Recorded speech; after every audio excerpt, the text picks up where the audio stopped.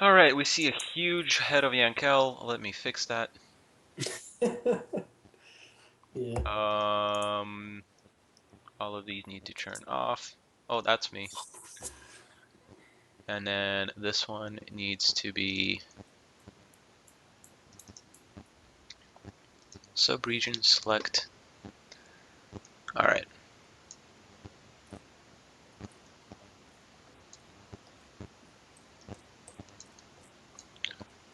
All right, I think we're good for the most part. All right, we're back with part 4.5 just to see where this goes. Okay. So you stab this guy. There's kind of like an uproar, whatever. Mm-hmm. But nothing really happens. You go back to the inn. You've at this point hidden yourself, camouflaged well, and you notice like at some point in time you see like there's weird people come in and like people are watching it, and you notice this because you got a trained eye, Mm-hmm. but nothing really happens. They're not looking for you. Okay. Um, So I think at this point I would find a new inn. yeah, okay. Yeah. Would you keep an eye on the old one? Yeah, just to in case they come back for Okay, some and reason. at some point in time you find um, the guy who um, where the fudge is it? Here it is. Um, Brunick. He is Lord Saram's messenger, Mm-hmm. right? The guy who Oh, that his guy name who is sees Brunick? the yeah, his name is Brunick. I actually did not know that, so. No, I had never said it because nobody ever asked. So. Yeah, but my character has no way of knowing, so you I shouldn't know. have told me. Look, oh, Brunick. You see him like come by. You recognize him, and he's obviously like looking for you. For me? Yeah, well, He's looking for like you guys, basically. Like it's pretty obvious. Like he sees that there's like a lot of heat, Mm-hmm. and I guess word got around that you guys did that, and Hmm. like Okay. you listen. Word on the street is that you savagely attacked and later killed. Not you, but you guys savagely attacked and later killed um, a personal assistant. You attacked guards. Like for whatever reason, maybe you got like it's really that nobody they don't give a reason. They just said like you guys got went crazy and started attacking people, and everybody's been put down pretty much. But there is still like somebody on the loose because you ended up killing that guy, and so it's like keep an eye out for that girl, and you know Okay. so yeah. So what I would want to do is try to like talk to him where no one sees me, and Yeah, like and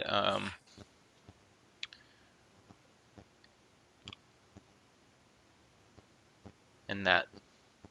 so what you could do is basically you know you could follow him, get in front of him, and do like a cool scenario where you're just like reclining against the wall, of like an alleyway, and as he's passing by, you're like, you make it so he recognizes you, and then you're just like, hey, psst, psst, Yeah, but like in the middle of an but you alleyway. got my message, right? Did I get your message? Yeah. Let's see. Yeah, Yeah. exactly. Yeah, So, so that's what I'll do. I'll be like in an alleyway and like as he passes by, I'm out of the shadows. I'm like, psst, get in here. all right, and then he goes in and he's like, "Oh my god, what are you like? What's going on? What did you guys do? Tell me, like what the heck is going on? Lord Saram was counting on you guys to like be helpful and assist us, but what went on?" Like I said, I don't appreciate people that aren't completely honest or treat me with disrespect. But it seems that for the most part, if unless I'm mistaken about your true alliance with Saram, Lord Saram, our goals have aligned for the most part.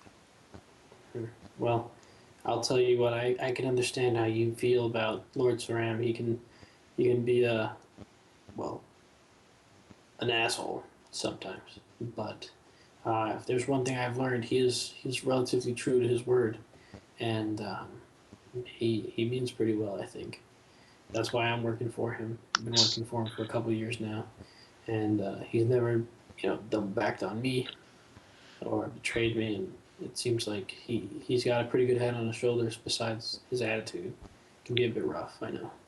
So what is his relationship with Hexen?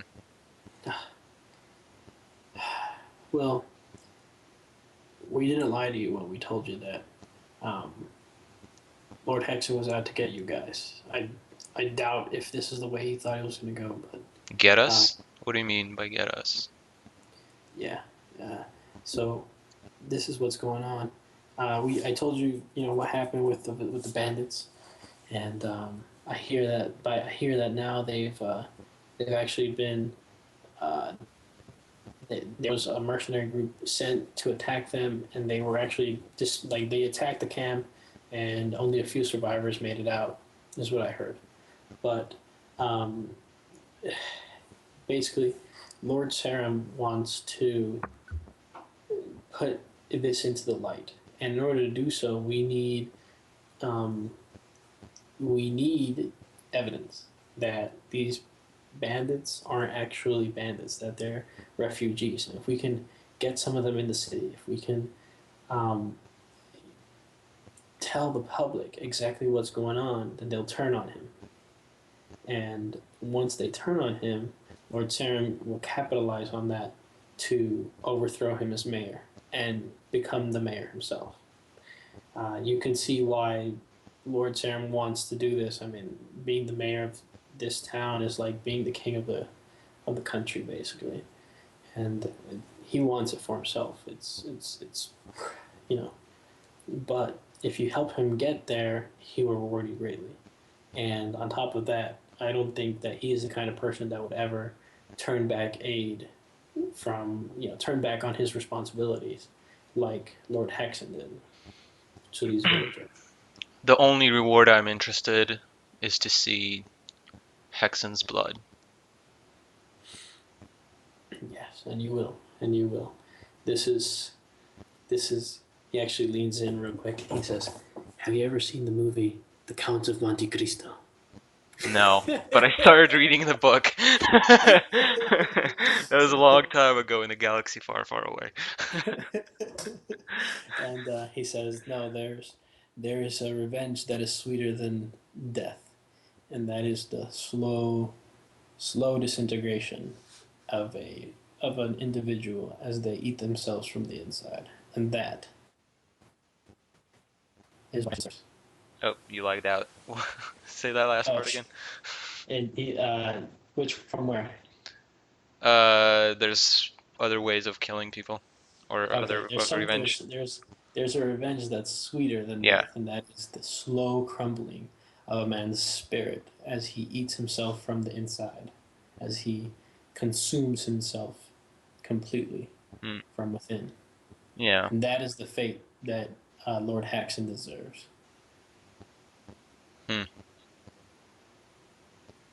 You can assist in that, and while that may not be Lord Saram's ultimate goal, it is a byproduct. It will be a byproduct. You have my word on that.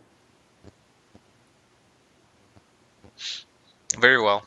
But you should know about the way in which I work. Oh, I think I have a relatively good understanding of how you work. In fact, it's very similar to the way I work. Keep Yes. out of sight, in the shadows. I see. No. I don't know how you've managed to remain hidden this whole time, but you must be pretty good at what you do. So I respect that. No. First, I need to be well informed. None of this lying and deception stuff that has recently been going on. Once again, I'm going to re-say this. We never lied to you. Yes, Lord Sarum can be rude, but we never lied to you. And second, I get paid what I am promised, not more, not less. He laughs at you. Um, if there's one thing you can trust Lord Sarum to do, it's that pay his debts, and he pays very well. Trust me. Yes, but last time I got paid by him, I got disrespected. I have no interest in getting more. I just have interest in getting what I was promised in a Right. decent way in which business is meant to be conducted. Mm. Well, if that's how you feel, you can ask to be paid by his um, manservant. I believe you met him. I overheard somewhere you met him. Uh, he usually takes visitors from the gate to Lord Haxon's room if they're going to see him personally. So I believe you can set up something to work with. I believe I've seen that in the past where uh, sensitive Sallies can get paid by the manservant instead of Lord Haxon personally. Okay, out of game, are you actually meaning Hexen or Thram? Oh, I'm sorry. Have I been saying Haxon? Yeah. My Yeah, no. Lord Saram, you can be paid by his manservant. Okay, very My well. apologies. Um, hmm,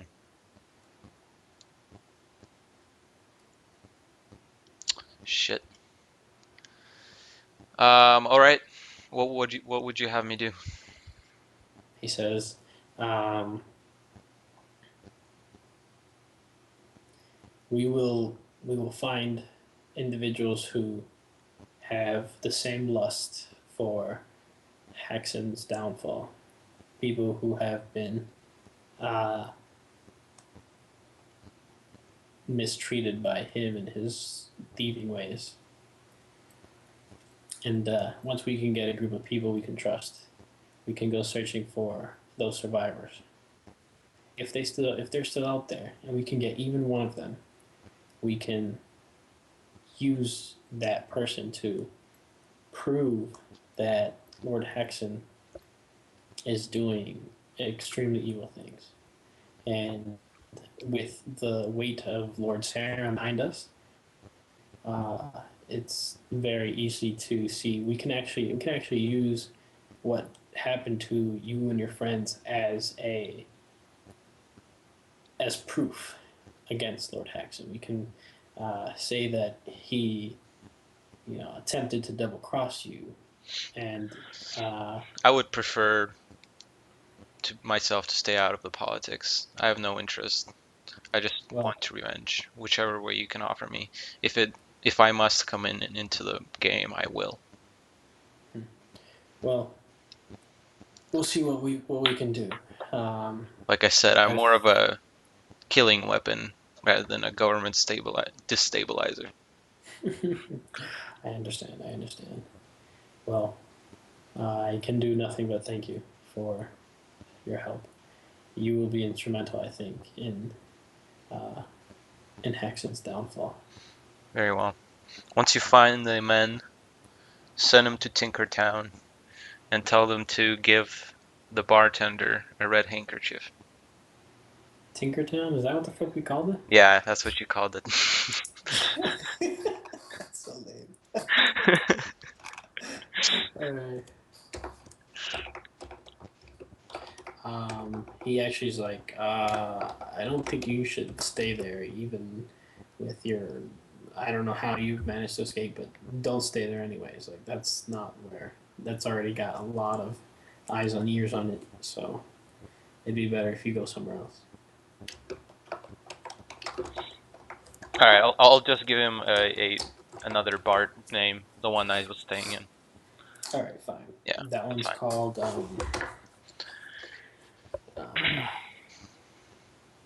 the Long Desk. Rusty bucket. He looked down. Long desk. How about long like table or That's the Long Desk. long bench? Long desk. I don't think I've heard Okay. a desk. Anyway. All right. So yeah, I'm I gonna tell him call it the Long Writing Desk. long writing desk. Yes, the Long Writing Desk. All right. So I tell him whenever you find the guys, tell him to give the barman at the inn a red handkerchief, and I will come. Are you sure the barman can be trusted?